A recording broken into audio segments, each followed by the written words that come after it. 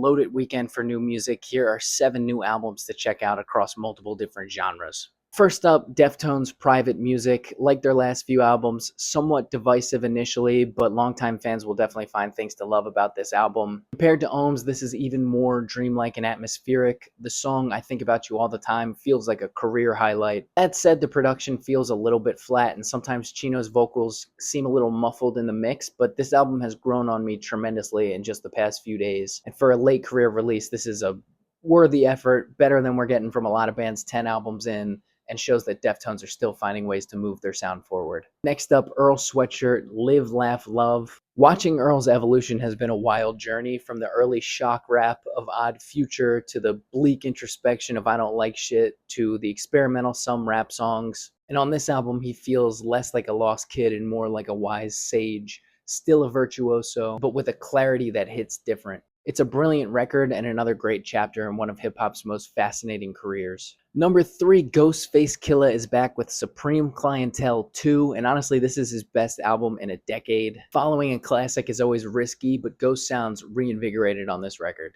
On Fourth Disciple and Georgie Porgy, he proves he's still one of hip-hop's sharpest storytellers. Rap Kingpin shows he's still as rugged as ever.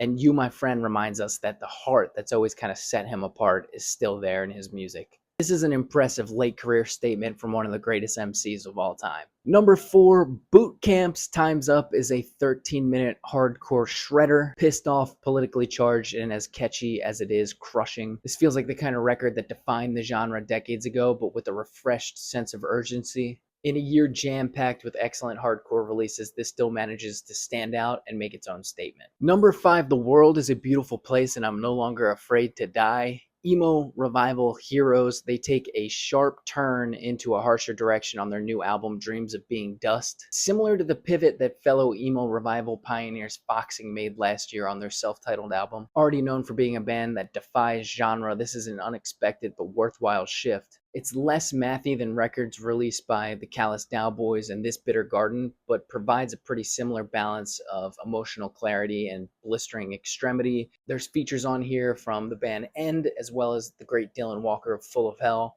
Interesting album, definitely worth checking out. Number 6, Innumerable Forms return with Pain Effulgence, a loaded death doom supergroup featuring members of Iron Lung, Power Trip, Genocide Pact, and Dream Unending. Like Dream Unending, this has that massive atmospheric scope, yet it's much more concise at 35 minutes. It still lands with a full weight and a heavy punch. This is a tight, devastating record that makes every minute count. Definitely worth checking out if you love death doom. And number 7, Rhode Island's Retching had their debut album reissued. This was released a year ago, but it's new to me, so it's making it on this list. I would imagine it's new to many listeners as well. Charming the Decomposed is the record, and this is old school death metal done right. It's brutal but still fun, technical but still catchy, gore-soaked. The songs feel classic without being derivative. Just kind of strikes that perfect balance, making this an album you want to revisit over and over again.